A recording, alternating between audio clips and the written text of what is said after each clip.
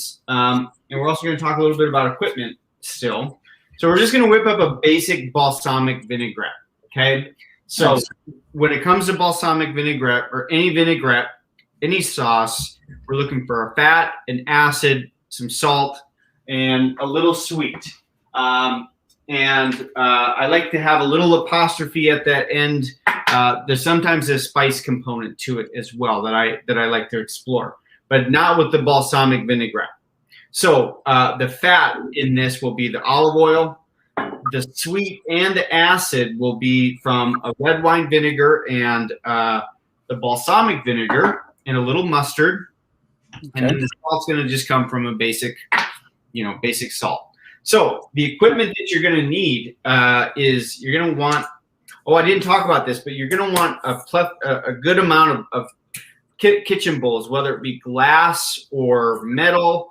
It doesn't matter. Well, I suppose maybe it does, but just for my novice understanding of metals in the kitchen from where it was, I just have metal kitchen bowls. So what you're going to want to do here, because we're going to do two things. We're going to use both hands. So I want to put like a little, this is why we have kitchen towels. So I'm going to do a little turban at the bottom of the bowl so that this thing isn't going to slide around on me while I'm whisking and emulsifying with the oil and the vinegars. Yeah. Okay?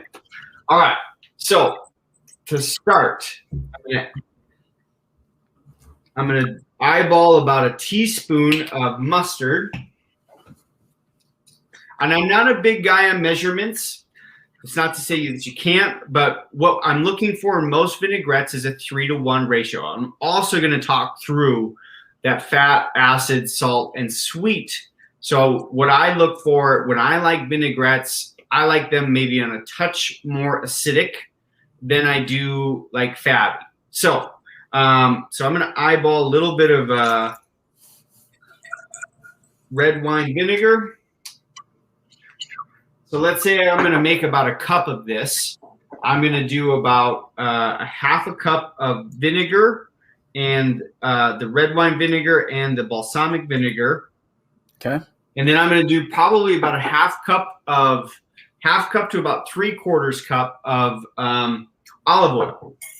So first thing I'm going to do is I'm going to start whisking the olive oil, or I'm sorry, the vinegars and the mustard. And I'm going to go ahead and throw a couple pinchfuls of salt. And this gives me a moment to talk about my beautiful little salt jar. I love just having the salt jar available to me. If I had the crankers, I would have to stop and crank, put down. So that's an efficiency step that I've built in, that I just have that salt when I need a little lick of salt or I'm trying to improve salt. I just have a combination of coarse kosher salt and pepper mixed in here together. So that's a little pro tip for all you up and coming chefs out there. So I'm going to just start whisking, and then I'm going to start to slowly, the best I can. Whoop. It's kind of hard to spin, whisk, and then. You better build in a little bit of. So here's a pro tip. Pro tip is squeeze your butt. I was gonna say you better help build in a little CrossFit multitasking exercise so you can work on whisking and pouring at the same time.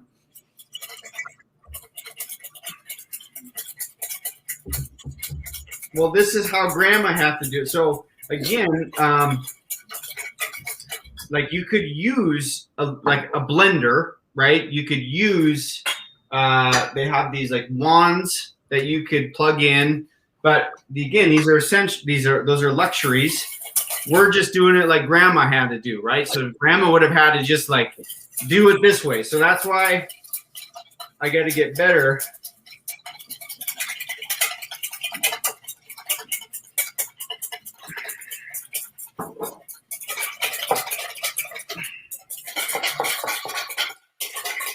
Okay, so I'm going to give it a little bit of a taste here.